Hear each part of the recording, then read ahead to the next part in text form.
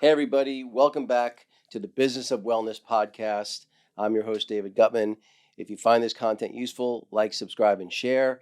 I have a repeat guest here. I've only done a couple of those, Lars Lofstrand.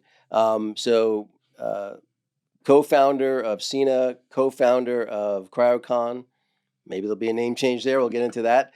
But I also think your background as a serial entrepreneur, professional speaker, coach, all those things is also super interesting. In what I try to do in my podcast is try to, give everybody those pearls of wisdom they can take on whatever they're doing. And so I know we covered a little bit in the other podcast you and I did together, but I think you hadn't slept for 3 days. Yeah. So I'm I'm thinking this I one can't even remember the last podcast. I know I was there.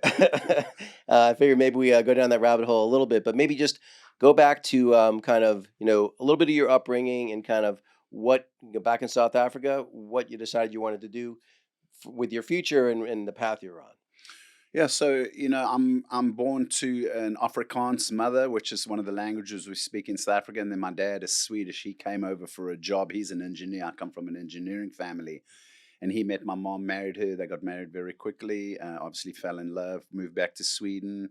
Had 2 kids. My brother and sister are older, and then I'm the third. I'm the youngest. Came back to South Africa, and then I was born there in South Africa. Yeah, I've grown up there my whole life, traveled a lot though, but, basically grew up in South Africa, became an entrepreneur from a very early age, went to college, was expelled from college, and that set me on the path of being a serial entrepreneur, as my dad used to call me, and he said I wasn't built for college, and he was right, so.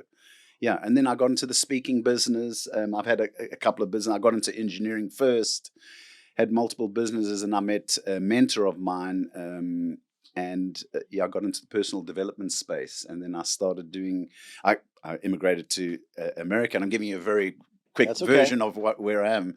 I did some psychological profiling or psychometric testing with a company out of Waco, Texas, and that's kind of how I got into the psychological aspect of training and coaching and teaching, and I'm basically doing that ever since, with still, getting into various different companies, but applying the intellectual property that I've gathered and built over the years and put that into the companies that I now, own and run. Right. So, Well, so maybe so it sounds like basically that you might be a good boss, but maybe not the best employee. yeah. Is that a fair? Yeah. I think I'm probably not the greatest boss either, because I let people, run with things. I like, to have people that work for me that, kind of make their own decisions. I'm very laissez-faire, hands off, which, I don't think is a bad thing, but it can be if somebody's needing, more guidance, and which most employees do, So I like to employ, people that are kind of more like me, very entrepreneurial, but that's very difficult because then people go and, open their own thing, and sometimes it's against what you do. So. Right.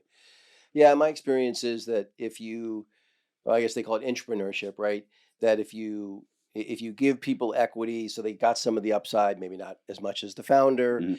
but they have some upside. You pay them fairly, you treat them well.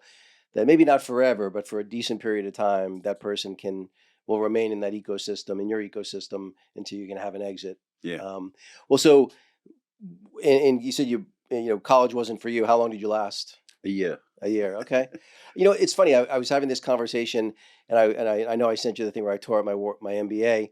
But when you really think about it, right, most of the good schools, like you take someone like a Zuckerberg or Michael Dell, these guys all dropped out in their freshman or sophomore year. The fact that they were successful, well, they were able to get into Harvard. Hmm. That was what made them successful, is because their criteria was so stringent. But the education itself is often and usually not really that is not what makes somebody successful.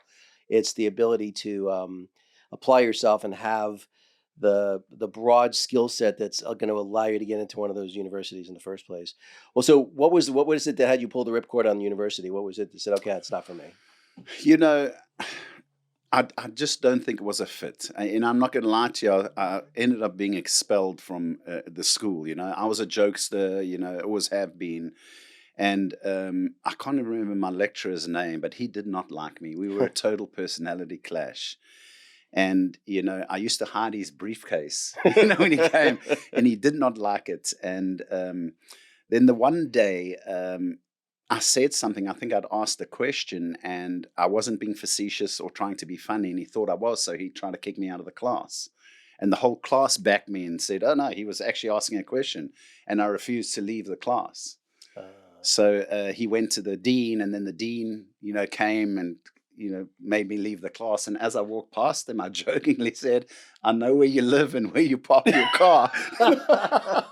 And if anybody knows me, I don't have a violent bone in my body, but that was enough for them, to give me a reason to expel me. Yeah. But I can tell you this, and this is something that I've learned throughout my whole life, is that, often when bad things or things that we don't like happen to us, they're actually a blessing in disguise, and we don't see it at the time, because I think we look at it and why is this happening to me? But when you look back and on hindsight, I don't know hindsight's perfect vision, but it was actually a blessing in disguise because it led me on the path to being an entrepreneur and doing things that I really love. So, well, it's funny when I actually think about, and we were talking a little bit about this on the drive over. When I think about my best qualities, I can trace none of them back to something good that happened in my life.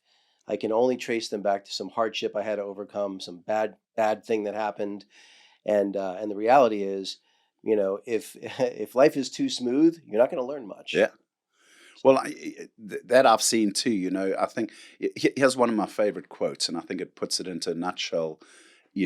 Describes in a nutshell what you're saying and what I'm saying, is that as friction sharpens a pencil, so adversity sharpens a man. And, I've been in the training business for many, many years. And, often people will say, oh, that guy's got it, he's got it so easy. He's doing so well, and I look at some people, they're doing really well. They don't have challenges. And I actually almost feel sorry for them because I don't think they're being challenged. I think that the people that have it hardest are actually, required to step up more than somebody who's not being challenged. And, and I don't think we'll be challenged more than what we can bear. But if you're not being challenged, maybe something's not right in your life. That's my personal belief.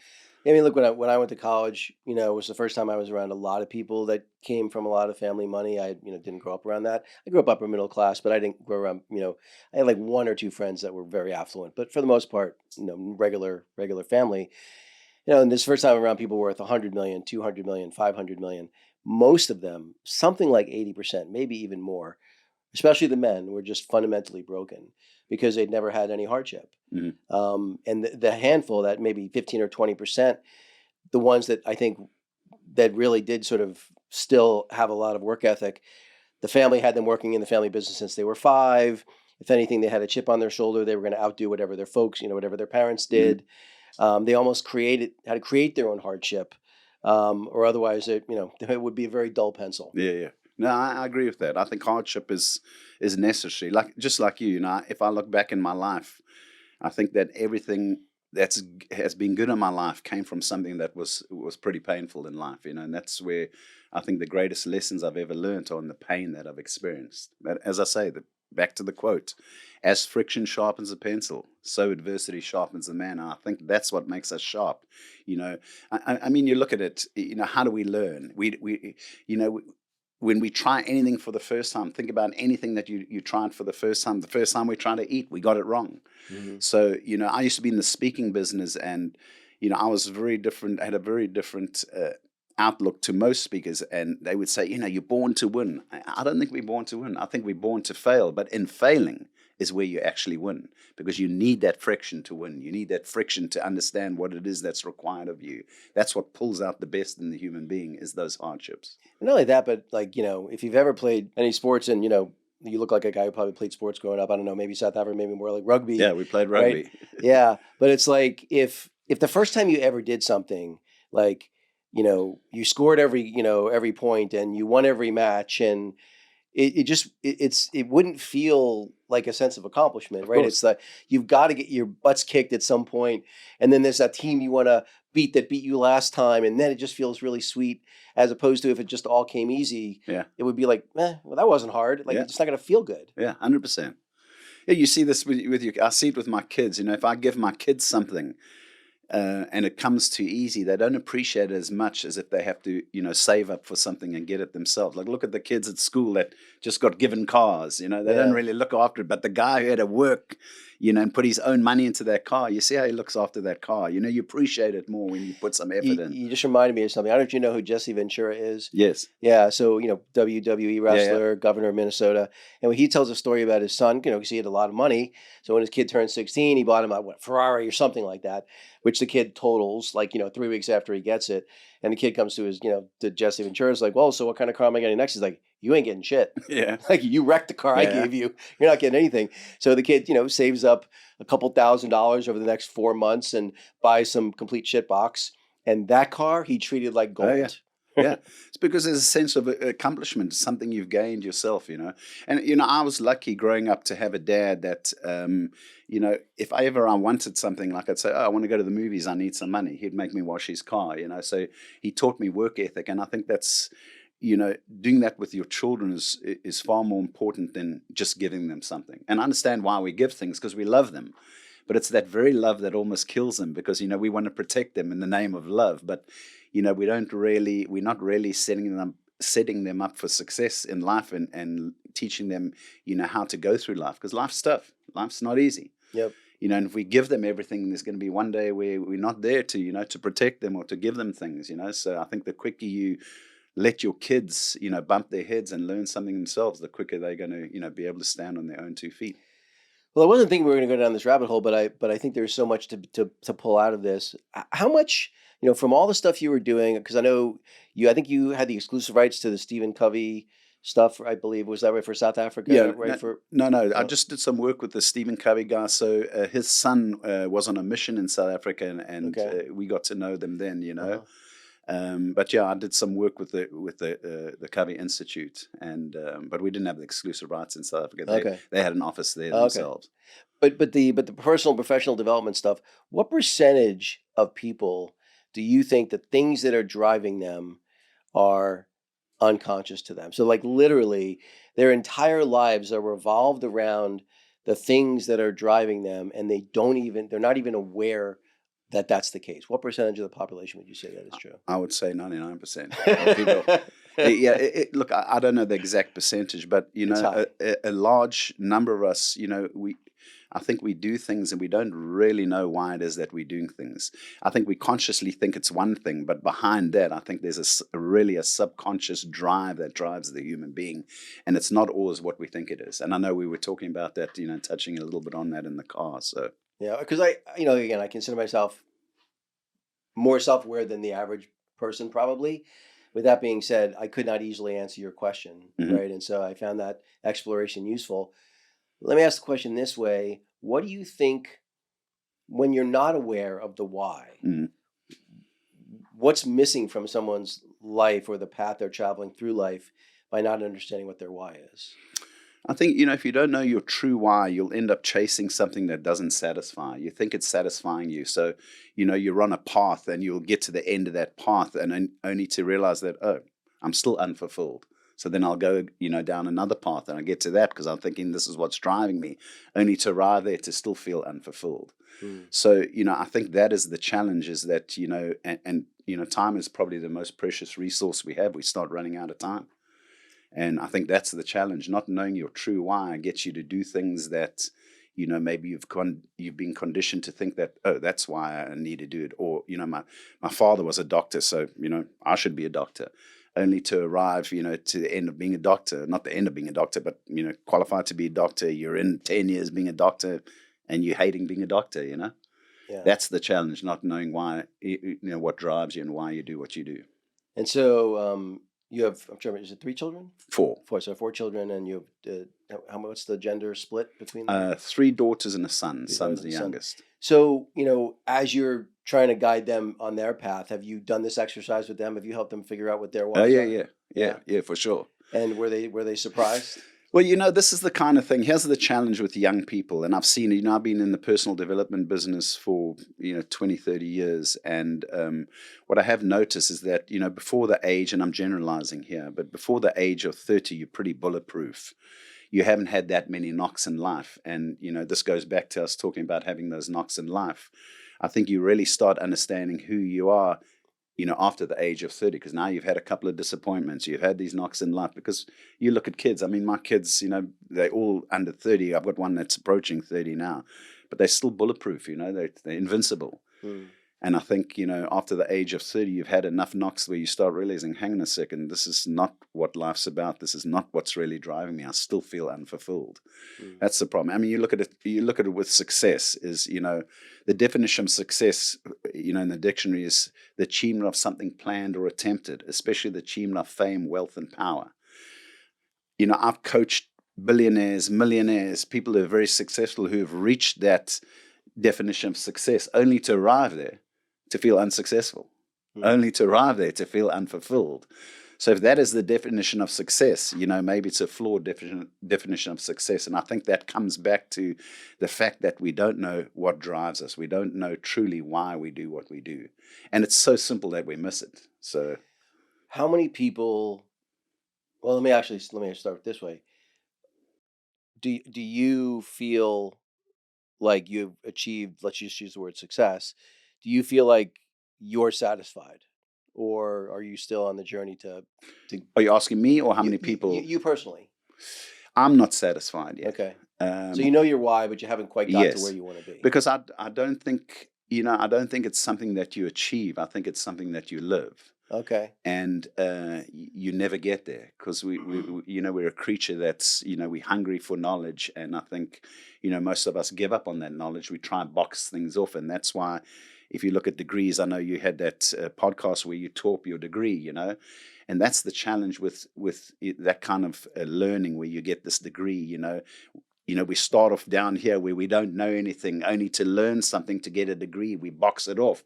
We take that box and we put it on our wall. I'm an MBA or whatever it is. Right. Here's the challenge. And they did a study on MBAs, and they found that, by the time you graduate and get your MBA, 80% of what you've learned to get that MBA and that knowledge and that certificate on the wall is obsolete by the time, because we're in an information age now and things are moving so quickly. And that's the challenge. If we don't change and we box off what we know, it's like, now I'm learned, you stop learning. And here is my favorite quote, because the one I gave you was probably my second favorite, but here's my favorite. It was by a guy called Alvin Toffler. And he adapted this quote from somebody else. I can never remember the other guy's name, but I'm going to credit Alvin Toffler for it. But he said this: learners will inherit the earth, while the learned, in other words, people who know a lot, will find themselves beautifully equipped to deal with a world that no longer exists. And then he goes on to say that the illiterate of the 21st century will not be those who cannot read and write, but those who cannot learn, unlearn, and relearn. So let me say that last part again, because it's actually the key. Those who cannot learn, unlearn, and relearn. So if you look at, there's 3 different processes of learning. We learn something, we've got to unlearn it. Why? Because it becomes obsolete. Also, once we have that learning, now we know it. We've got to keep learning.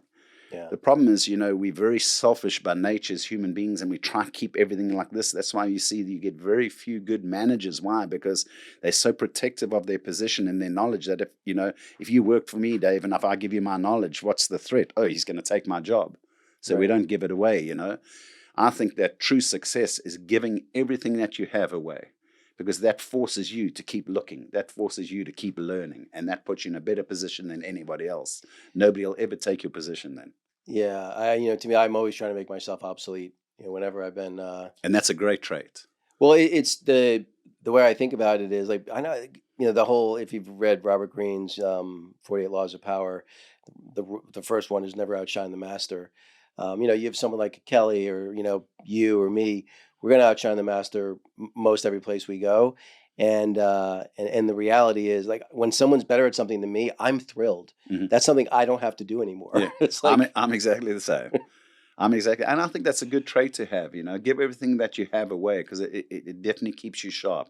It keeps you in a position where you have to keep replenishing what it is that you give away, Well, you said it in a way that it's a little different, because I think you're right. The learn, unlearn, and relearn. The way I think about it is that when you're, I always like to say that I have strong opinions loosely held. That whenever I get new information, it's like when I'm presented with new facts or a new assumption that I realized I had wrong. Well, if I don't change my opinion, I'm an idiot. Mhm.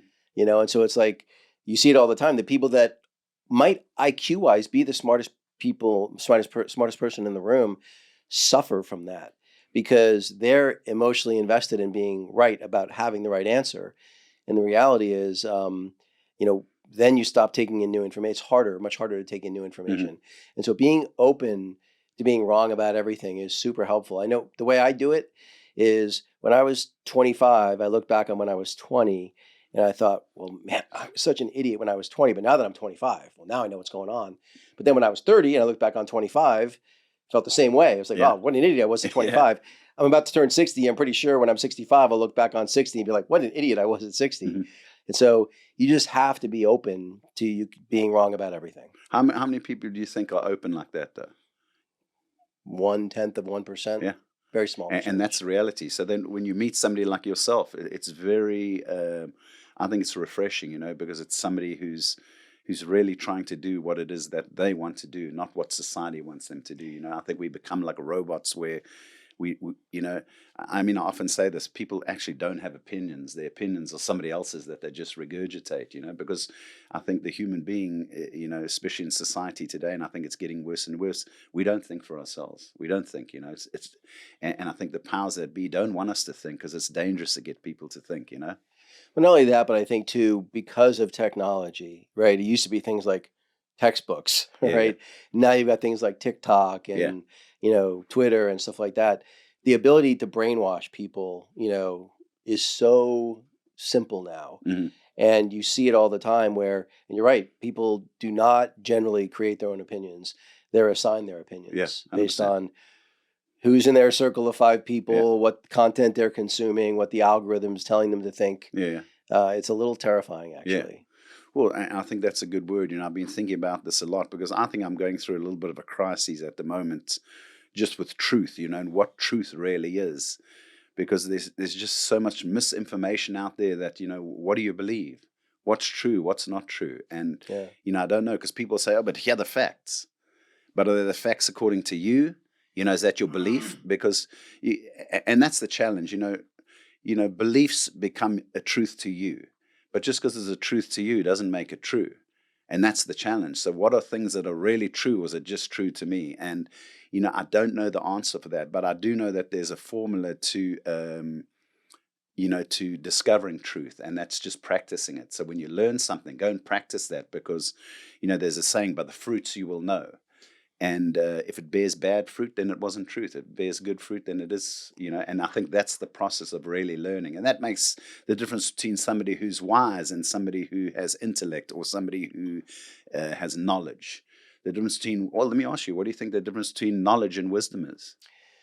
I think there's an awful lot of knowledge out there. There's very little wisdom. So what makes somebody wise as opposed to somebody who's very knowledgeable? I think it is someone who always remains open-minded, that is willing to take in new information.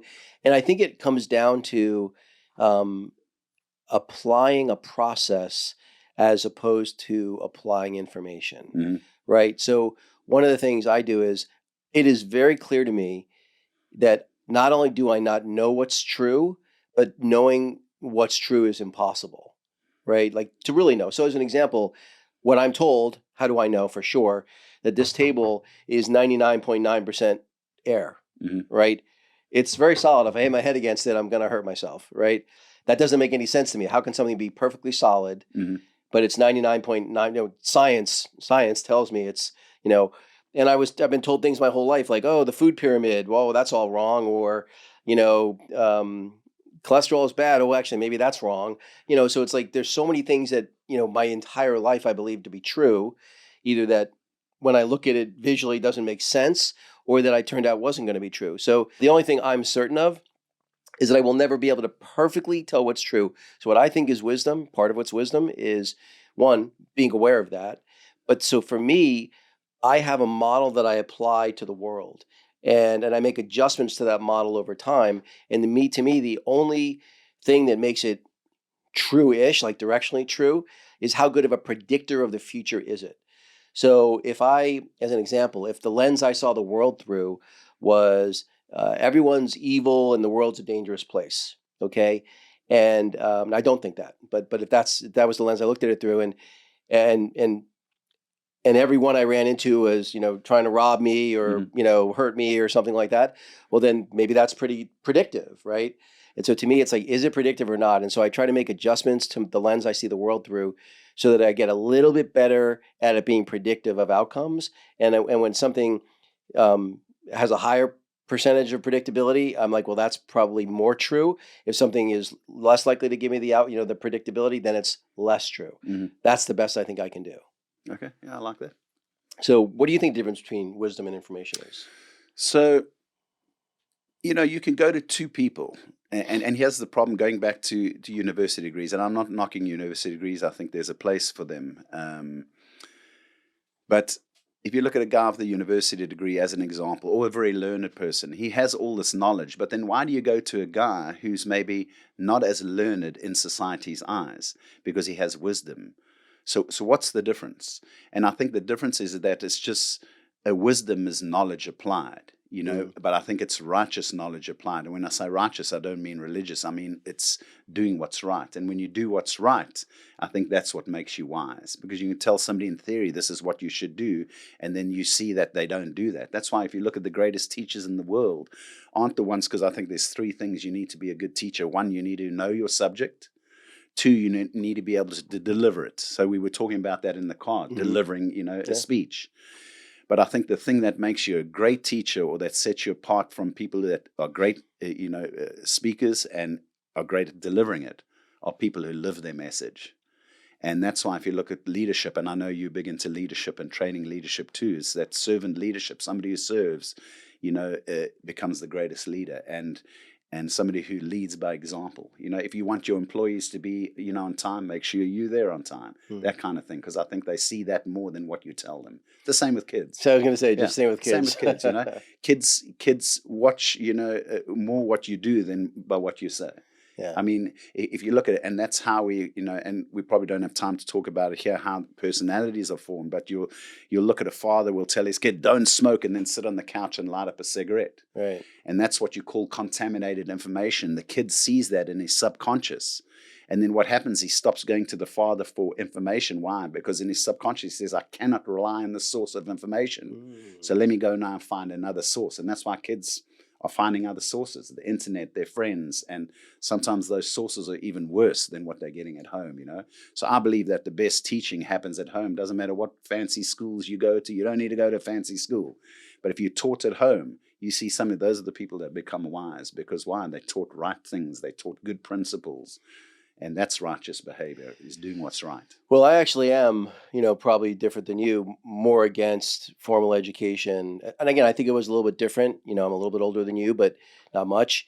I think it was a little bit different because back then there was no internet, like when we were growing up. Yeah, same with me. So, being able to accumulate information was hard, right? The reality is nowadays getting information is quite easy. In fact, if anything, it's a curation issue.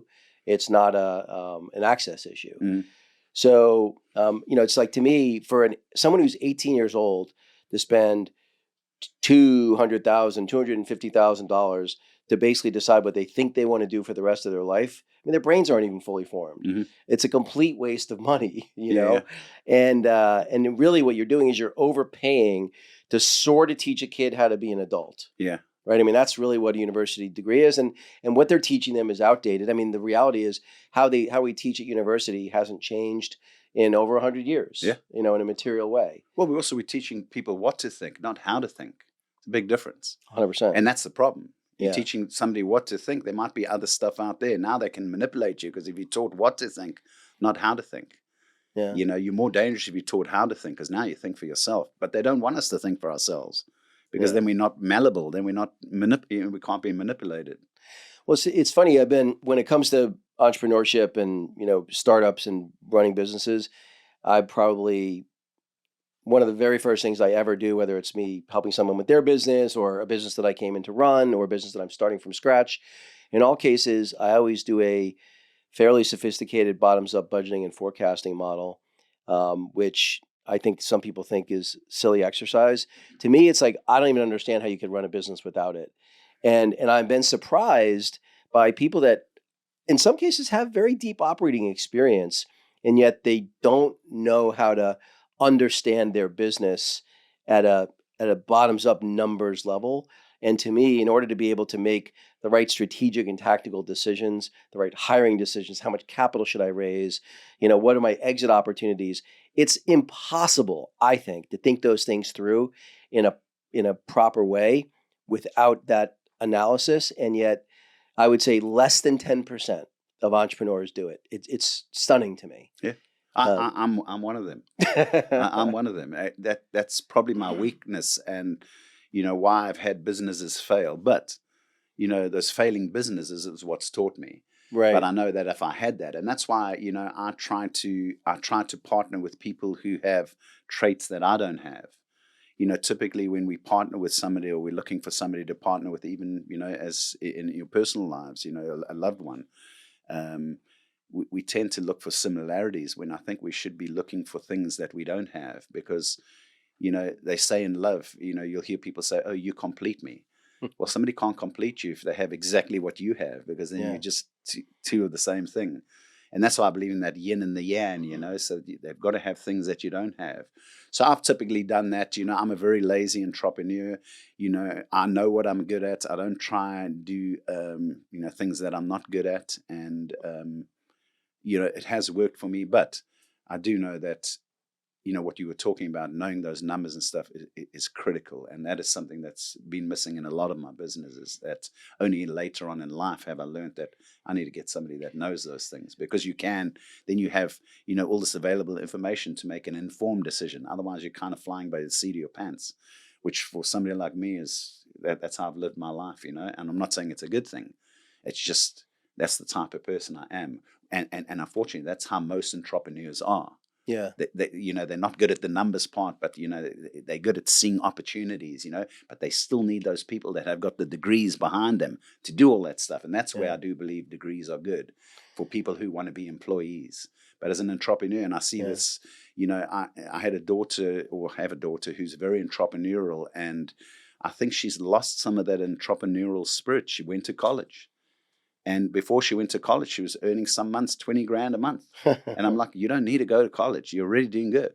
Right. But she felt the need to go. And I think college killed that entrepreneurial spirit in her, because she's definitely fundamentally changed, how she sees things in business, and I think she'll gain it back. Right. But the best thing she can do, and I know she's probably going to hear this, and this will be against what my family wants and what most people want, because the whole thing we've been conditioned is you finish school, you go to college, you get a good job to get a good retirement, etc. There's no such thing as a good job anymore.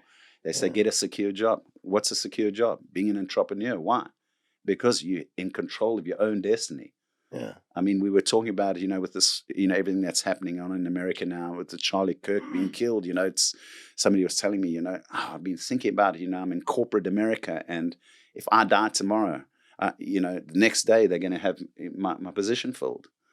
And that's the thing, we're so replaceable. But I think by being an entrepreneur, and I'm pushing being an entrepreneur now, I think that's the only thing where you're in control of your own environment, control of your own destiny, But it doesn't appear that way, because it seems like, it's the most risky. But I would say it's probably the least risky. Why? Because you're in control of your destiny. Yeah. It's the illusion of security. That's a good word. Illusion of security. That's what I was trying to get at. And the thing that's interesting, so I'm launching my entrepreneurship course, and I made this 18-year-old daughter of a close friend of mine CEO of the company, and not her dad, who's a close friend of mine, but the rest of the family flipped out. Yeah. It'd be like, you're ruining her future. I'm like, what are you talking about? She's basically she's gonna be my apprentice.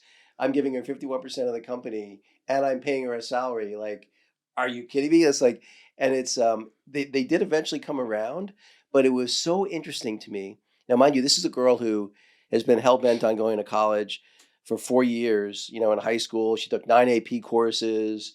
So she's like practically done with her first 2 years before she even starts. And so, but she was able to make the switch in a way that was much harder for her family. And it was funny because when we were doing these podcasts together, that's exactly what we were talking about. It's like, it's the illusion of security. You think going and getting that university degree, by the way, me learning how to do the budgeting and forecasting, I didn't learn in the classroom. I learned when I had to do it for a client of mine. When I was like, I was literally, the necessity being the mother of invention, I had to figure out how to do it. I had a classmate who was really good at it, who taught me. That's how I learned, not in the classroom. And that's the mistake I think people make. It's actually the part that I'm really enjoying mentoring this girl, is like I'm intentionally letting her make all these mistakes, right? Because they're easy things to fix. Yeah. I make sure she doesn't make the mistakes that are hard to fix. Yeah. But I let her make a whole bunch of really easy to change mistakes. And that's how you learn. You got to learn by doing. Every time you take an action, you get information. But it's the hardest thing to do as a leader, because I think we've been so conditioned, to avoid failure, to avoid mistakes. But it's actually where the value is. The value is not in the easy. The value is in doing the difficult thing, which is obviously what we've been talking about, from the start of the podcast. Well, so I want to go back to the personality stuff, and you and I could talk about this part for hours. I find it so interesting. So, if I heard you correctly, what you were basically saying was that the best definition of success, and I hate to use the word best because that assigns value to it, but the best definition of success is one that you never really fully reach. That it's the journey, it's the not the destination. That the person who's focused on success being the destination, that's the fool's errand. Am I understanding that about right, or maybe not? Well, here, talking about success, I gave you the dictionary's definition of success, and I've actually got a talk where I do this. I ask people to, grab a piece of paper, write down your definition of success. Without even talking about success, that's the first thing I do. And I'll probably start off the conference that I'm going to be speaking at, doing that. Right. Because by the end of the conference, they might see success differently. But, then I give them the dictionary definition of success, and then also choose people in the audience. And when they give what success is, they'll give those things, the achievement of something planned or attempted, especially the achievement of fame, wealth, and power. And as I said, people only arrive there to feel unsuccessful. So I think it's a flawed definition of success. And I think the best definition of success that I found was said by a man, and ironically, we're here in Orlando, called Walt Disney, who we all know who that is. But he said this, and I think this is the definition of success, and this is what I strive for success, because it's not money. And most of us, we assign money to the value of what success is. It's always, how much do you make, or what do you do? What car does he drive? Those are the first questions we kind of thinking, even if we don't ask them out loud. But he said this, Walt Disney, he said, would the child you were be proud of the adult you've become? Would the child you were be proud of the adult you've become? And I think if you can answer that in the affirmative, that is true success.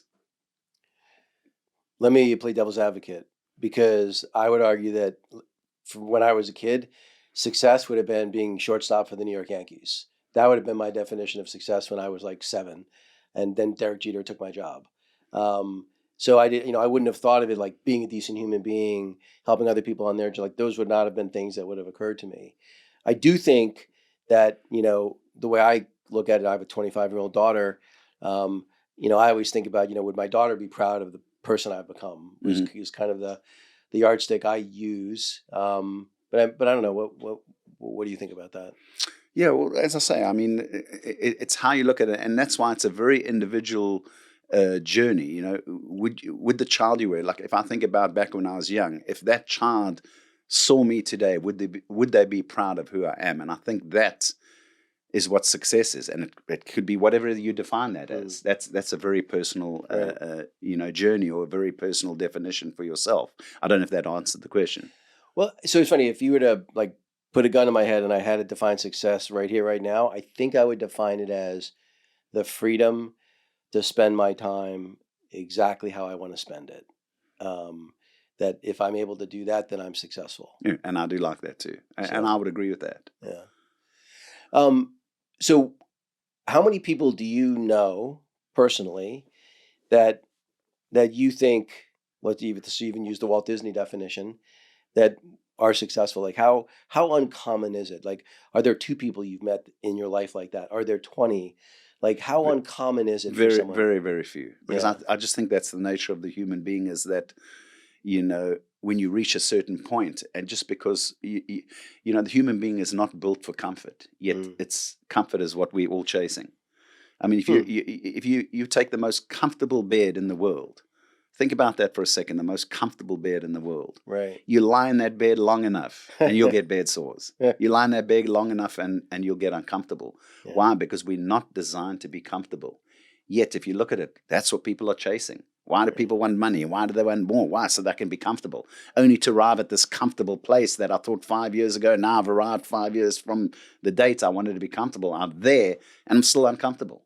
Yeah. Why? Because we're not designed to be comfortable. And I think that we chase the wrong things.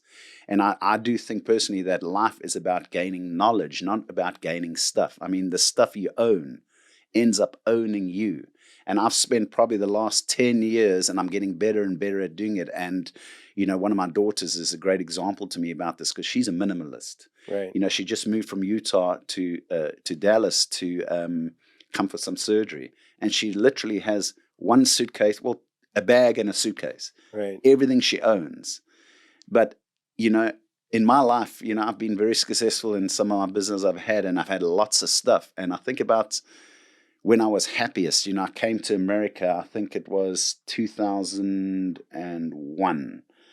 I invested in a chemical company and I lost everything. It took me, you know, maybe a year to lose. I lost $1 million on the deal and I went from hero to zero. But the irony is that when I look back on it, because when I was going through it, obviously it was tough, but when I look back on it, it was the happiest I was. It was the closest we were as a family. It was the best. My wife and I'm divorced now, but it was the happiest we were because we had very little. And I think that the things we have, as I said, you know, the stuff you own ends up owning you. And if you look at stuff in our lives, we get it for the wrong reasons and it becomes clutter or what they call noise. We all have noise in our lives and noise is not always audible. It can be something tangible, but it creates noise. It's like, you know, when you're leaving on vacation, I remember my mom used to do that and we'd be, you know, 3 hours into a drive, you know, and she'd tell my dad, did you turn the oven off? You know, now we start to worry the stuff we have. Oh, God, our stuff could burn down, you know? So the stuff you own ends up owning you. And I think true success and I think true freedom, because you talk about freedom, and I agree with you that freedom is, I think freedom is the pinnacle of achieving success. What makes you free is that you can do whatever you want. How do you do whatever you want when you've got all the stuff that you have to worry about? We can't just pick up and go somewhere. Why? Because we have all these responsibilities. But I think if we can get our lives, and this is what I'm trying to do, I'm literally getting rid of stuff, physical stuff. I don't want to own stuff. And I started that journey. I'm trying to remember the guy. I know his first name was Leo, but he wrote a book called Less. And if you haven't read that book, take a read in that book. But he's got this whole challenge where, you know, I think he started with, he wanted to own 200 things, and then it became 100, and then it became like 50. And it's not including underwear and stuff and toothbrushes, but owning stuff like a cell phone would be a thing that you own. And he said it like, I want to own 20 things. He doesn't own a car and, you know, stuff like that. And he's never been happier. And what I've seen is the more stuff I get rid of, the more at peace my mind is, the less clutter I have because I don't have to worry about it, you know? Well, we're talking about the freaking Tesla. I want to get rid of. It's like, it's one less thing. I haven't owned a car in over 20 years for a reason. And it's reinforced by how much I don't want to own a car. My wife and I were digital nomads for about a year and a half. We basically got rid of every single thing we owned. Everything we took with us had to fit into one piece of checked luggage, one roller bag, and basically one backpack. Mm-hmm. And that's all we were allowed to have on the entire planet.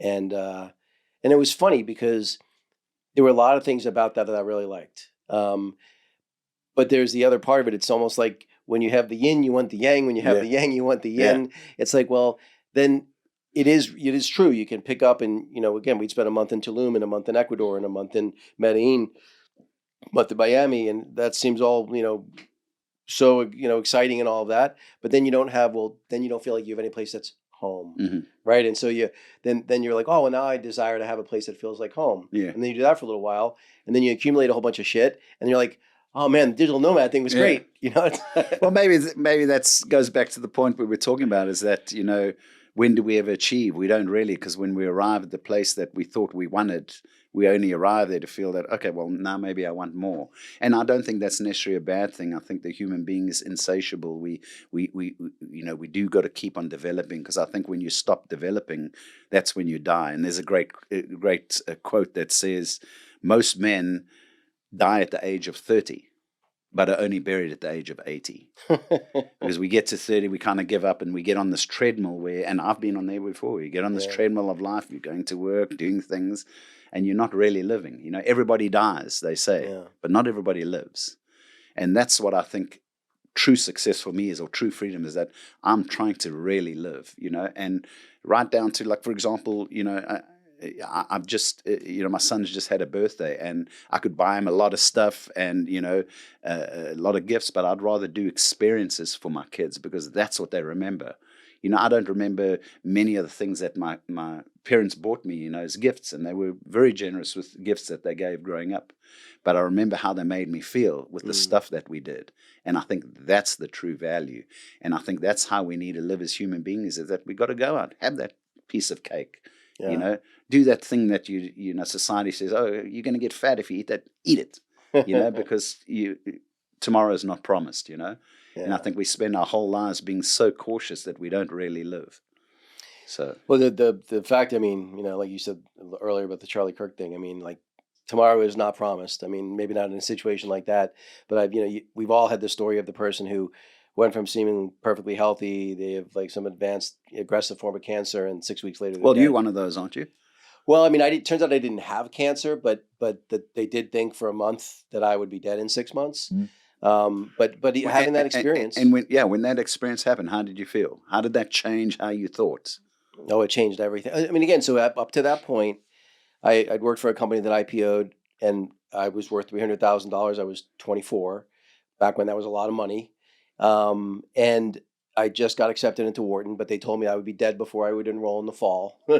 And by most people's standards, I had been pretty successful, and I'm like, other than a few people being sad for a little bit, the fact that I lived will never not have mattered at all, and that really upset me. You know, more than anything else. I mean, so once I found out that, you know, they'd screwed up and I wasn't going to be dead, you know, and I was going to be fine, two things happened. One, I felt the level of euphoria and gratitude that is unforgettable, which is great. I mean, I've been a grateful person ever since then.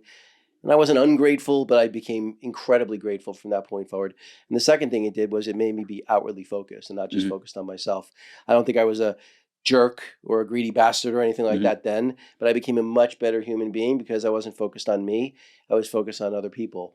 And ultimately what I realized was by doing that, I was happier. And so that's what it did for me. And the beautiful thing is most people, they face their mortality, they're 75 or 80, 85, and they don't really have time to make adjustments even if they wanted to. I had my whole adult life ahead of me. So it was a wonderful gift. You know, like we said before, the bad things are often the good things. Yeah, I think it highlights that you take life for granted, you know, and I think it highlights, because I've had a near-death experience. I was in hospital with something called ITP, and I remember lying there, you know, at first thinking, why is this happening to me? But what I've learned in life is that you don't ask why this is happening, but what is life requiring you to do? And that's why, you know, as friction sharpens the pencil, so adversity sharpens the man. You know, when something bad happens to us, I think we tend to think, oh, why me, you know, or woe me. But I think we rather need to ask, you know, what is life requiring me to learn? Right. And I actually want to tell you a story. You know, I've told this story. Very few people know the story. I told it once at CryCON, but I feel compelled to tell you. Why do I want to tell you? You said something I'm trying to tie it back to. But I've got this Rolex watch. You know, I've worn this since I was 21. I bought this. I was in a famous band in South Africa. And the only reason I share that with you is because I bought this with my first royalty check. And I'm probably going to get emotional about this, but, you know, I've always wanted my father I've always want to be validated by my father. I've always wanted, you know, him to, I mean, of course he loves me and everything, but I've always wanted to impress him, you know.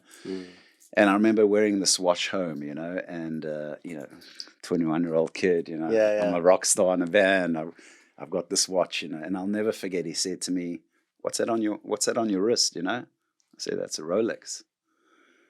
He says, and I'm cutting a long story short, but he told me, he says, you haven't earned the right to wear that watch. And I was devastated. Anyway, it didn't really hit me then, you know. Anyway, I came to the States, and I know we spoke about this a little bit in the car. I came to the States, I invested in a chemical company, and I lost $1 million in that deal. And I basically, I bet the bank on this deal, you know, and I literally couldn't even put food on my table, you know. And part of the reason why I came to America, I always kind of lived in my dad's shadow a little bit. He was very successful, and I was successful in a company that was in engineering. And I believe a lot of it I did, you know, by myself, but obviously I had some influence from my dad, obviously, which is not a bad thing. But everybody, I never got the credit because it was always, oh, he's successful because of his dad. So I think that's why I ran away from South Africa. Part of the reason, come to America. And I remember I couldn't put food on the table, and it was very difficult to me to reach out to my dad and ask for money. And like I told you in the beginning, you know, if I ever asked for money, he'd make me wash his car. And I'll never forget, he was in the States, and I said, Dad, you know, I'm struggling at the moment, and I need to loan some money. He says, I'm not going to give you the money. But he said, I'll buy that Rolex off you. So anyway, he gave me the money, and he took my Rolex. And, you know, I forgot about that Rolex. And then, you know, I kind of had to rebuild my life a little bit, went through a lot of hardships. And I'll never forget, it was probably 10 years later or so, many years later. I came for Christmas, and under the Christmas tree was a box. I opened that box, and there was my damn Rolex. But it wasn't the Rolex that was the real gift. There was a note in there with him explaining how proud he was of me and how I'd earned the right to wear that Rolex. And I hate this watch because it represents who I was. I used to chase the money. I had to wear the suit. I had to drive the BMW. I had to wear the Rolex. And I wear this today as a reminder of who I was and who I don't want to be. And I want to be the man that not wears the Rolex, but gets that note in the box that who my dad is proud of, not because I wear the Rolex, because of the character that I've built in the hardships that I've gone through. And that goes back to, I think, you know, talking about success. That for me is true success. You know, with the child you were, be proud of the adult you become. And I don't think we become that person. I think it's a process of becoming. And I think if we can always remember that, is that life is about becoming. And that's a constant journey. So to answer your question in a very long roundabout way, is that I don't think we ever arrive there. But I think that is success, is that, you know, if you're striving to achieve something better than, you know, what you've had, and not stuff, just becoming, you know, that better person, and, you know, freedom and everything that we've spoken about, I think that is true success. You know, can that person that you were, the child you were, look up at you and say, I'm proud of that person. And that note is what represents that success to me. And, you know, that day is when, and I'm very close to my father, you know, but that for me was a very special thing. I keep that note very special, and I wear the watch now to remind myself, you know, of that. So, you know, it's funny. To keep grounded. That's a great story. Really, that's a TED Talk right there. Yeah, I gotta tell you. and I tell it to very few people. I think that's the second time I've ever told it publicly. So that's a great story. You know, it's funny. I had sent my dad the video of me tearing up my Wharton diploma, and it was funny. My wife, she's pretty wise. She was like, I don't know that your dad's gonna like that very much, and she was right. Which, you know, the way I look at it is, you know, sort of the whole Taoist, Buddhist, you know, attachment is the root of all suffering kind of thing. I try not to be attached to anything. You know, I try to, what I've learned as I've gotten older, and I think the first time I suffered it was my identity growing up was as an athlete. And even though I was also a good student, I never thought of myself the way I just thought of myself as an athlete. And then when I, you know, was wrestling in college and getting my ass handed to me on a regular basis, I realized, oh, at least at the college level, I'm not that good. Like I'm average, you know, which is very, very hard for me because my identity was as a great athlete. And what I've learned over time is, you know, any identity, even positive ones, like the identity of being, you know, a successful entrepreneur, being a good father, being a good husband, being a good, you know, being a good son, any of those things. Not that you shouldn't be those things, you should. But if your identity is attached to that, that's dangerous. And so I try to be not attached to anything. And that's what the ripping up of the diploma was about for me. And Dave, I love that. And I think that's what I'm saying too, is that, learning to let. I often tell people this. People ask me, what's the key to life? And I always answer the same way: learning to let go and letting go of everything. Because we get attached to things, and those things that we get attached to end up owning us. And it's a challenge. Yeah. And by you tearing up your diploma and letting that go, that diploma no longer owns you. Yeah. Well, it's funny. Almost every person I told I was going to do it says, "Well, you're going to make a copy of it, right? You're not going to tear up the original." What's the original? I was like, that would defeat the whole purpose. I love that. Yeah, I saw that podcast where you tore it up. I love that. Yeah.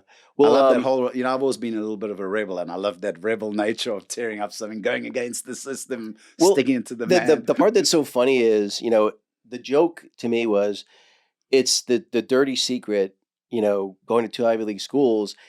People that go to Ivy League schools aren't going to say that their education was bullshit, because they're benefiting by the fact that everyone else thinks it's not bullshit. Yeah.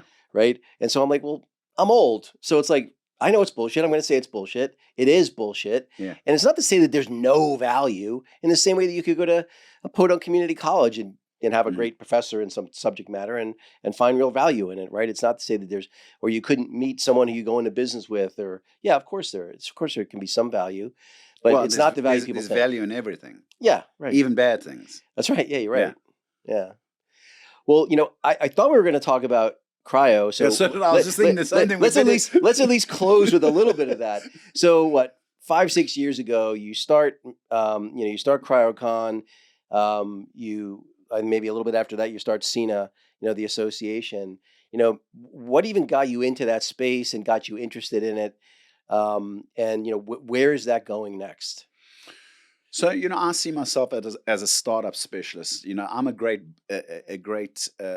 visionary when it comes to, opportunities. I probably don't have the stick to it, which is why I do need other people. But what happened was, I'll give you the practical answer to it.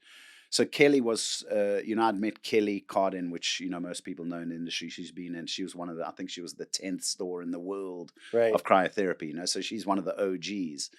But, I was busy coaching her, and I'd become a client too. And, I was coaching her, and, I asked her, because she was telling me about this industry, and she mentioned a company that was created and started by a guy called Jim Donnelly, who's kind of a big deal in our industry. He kind of put cryo on the map, helped, expand it to where it is. He had a company called Restore, and they were opening something like 3 stores a week, because they were a franchise model. Right. And I was going, 3 stores a week, that's a heck of a growth, And then I asked her, I said, is there a conference, cryo conference you can go to? I'd love to go. I love going to conferences. Yeah, no conference, I said, is there an association? No association. I said, okay, well, we're going to create it. So that's what we did. We, in actual fact, we created the association first, but we led with the conference. Okay. And, ironically, we started the conference in bad times. We started, and then COVID hit. Right. And we had this decision to make, do we keep doing the conference? Because it's height of COVID. Luckily, we were in Texas, and, Texas, they're a little bit of rebels. And we could still go out. Sure, we had to have masks on, but we were still going out. Whereas California, you couldn't even leave your house, Right. So, but the point I'm making is this, and this goes back to as friction sharpens the pencil quote, is that I don't believe we would have CryCON or CINA at this point in time, because we were the only ones that year that put on a conference, in the hardest time. And ironically, people were desperate to get out. They'd been secluded for so long and held up and kept captive in their homes for so long. They wanted to get out. So what we did was, and I thought it was quite clever, I had this idea where we'll have 3 bracelets. Green was COVID's not even around. Right. Yellow was, you wear a mask, but you're still happy to, engage. Red was, don't touch me, keep your 6 feet, And it was amazing. I think there was one person who wore a red band, and the rest of them had either green or yellow. Right. And, but my point is that I don't think we would have CryCON today if we didn't start it in good times. Because if we had done it, because we originally, we started planning it before COVID hit. And then, 2 months later, we were had the date, all of a sudden COVID, And I believe that we are successful because of that, because people came to our show, and I don't think people would have even given our show a second look, had we done it in good times, because there were so many shows out there, but nobody was doing shows. We were, and it put us on the map. Wow. So that's why I say, often these things, they happen to us and we think it's, why am I being cursed? When in actual fact, we're being blessed, Yeah. So, and I do believe in God, and I believe in a higher power. And, the way I explain it is, we'll pray to God for patience. And then, we place in situations that demand patience from us. And then we curse God, give me patience, and he's looking down at us. Well, I've just given you a situation to be patient and to learn patience, Yeah. Because I think, we spend our lives, thinking that we can just be given things, and we're not. We have to live through them. We have to gain them ourselves. And, I think that goes back to what we were talking about. That is the value, is in getting it for yourself. Yeah. That is the value. And that's why we have to encourage and even allow people to make mistakes. I love that story of your friend's daughter, where you're allowing her to make mistakes. It's the best thing you can do for her. And she will look back at it, and she'll tell people, he's the only one that allowed me the opportunity. He gave me an opportunity. Because what do most people do? And this is the dilemma that kids nowadays face. They come out of college, they got this piece of paper saying they're great, and what do people say? Oh, what experience do you have? Right. Oh, well, I got a degree. Oh, well, you need experience. There's the dilemma. Nobody gives you, the opportunity to get experience. How do you get experience? Yeah. By bumping your head. What's that saying? I'm trying to remember. There's a great saying about good experience.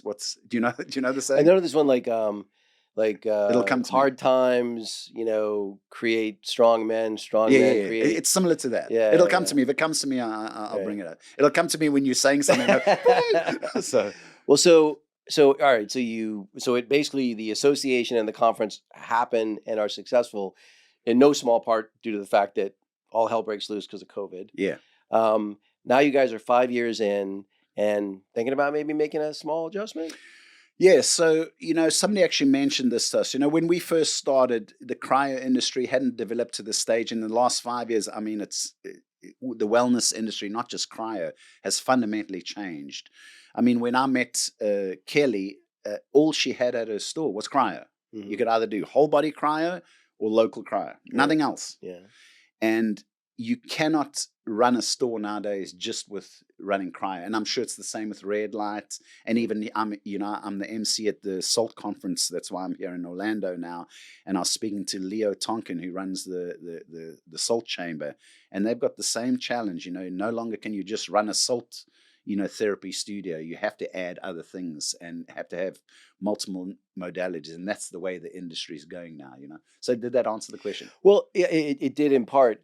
Meaning, like, I think as as CryCON looks to expand. So basically, because when I went to the CryCON this past year, you guys had everything. You had red light, you had salt. You guys had pretty much everything. Oh, name change. That's what we're talking about. Yeah. So name change, maybe somewhere in the offing. So what started off as a cryo convention, because when we did it the first year, I think we had, was it 10 or 20 vendors? I can't remember. I think it was 20.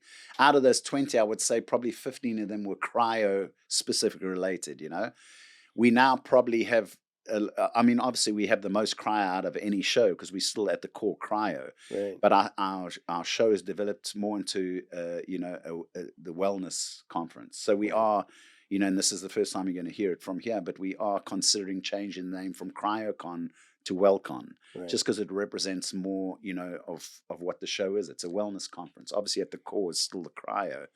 But, we have a lot of people that we speak to and say, oh, we would have loved to come to your conference, but we're not interested in cryotherapy. Right. It's like, well, or people come and they're like, oh, I didn't realize it wasn't just cryotherapy. So that's probably why it's a practical thing maybe having to change. But we're still wrestling with the idea because we don't want the cryo people to, have that feeling like we are banning them, which we're not. It's just, it's just a better way of, WellCon. It's just we're in the wellness business, the business of wellness. That's what our tagline is. Because you guys had Gary Brecka and Dave Asprey as keynotes. I mean, last year, those guys are like, wellness. Yeah, they're the wellness gurus. Yeah. Yeah, we've been very fortunate, I'd say. Kelly and I have self-funded this, and we don't have huge funds to spend on a huge conference. And everybody that comes, we don't pay our speakers, and we give them some perks, like we have to pay for the hotel and sometimes travel and that. But some of these bigger speakers, they demand huge fees, and we've been so lucky to have everybody believe in it. What we're doing, and we're getting great speakers like Dave Asprey and Yeah. obviously Gary Brecker. And we love them. They came last year. Gary Brecker was great last year.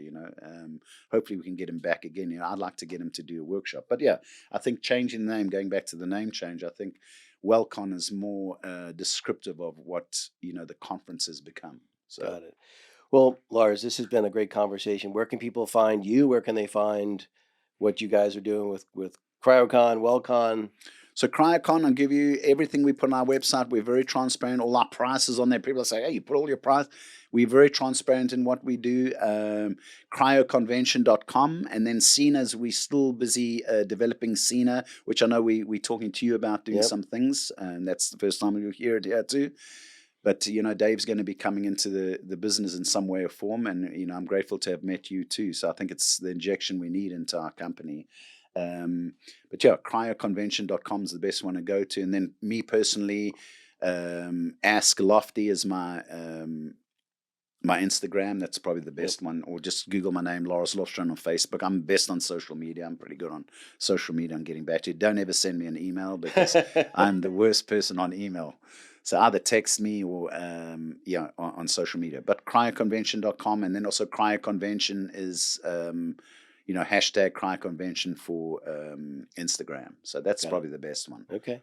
Lars, thanks again for Thank you. taking the I time. appreciate it. Enjoyed it. Thank you, Dave.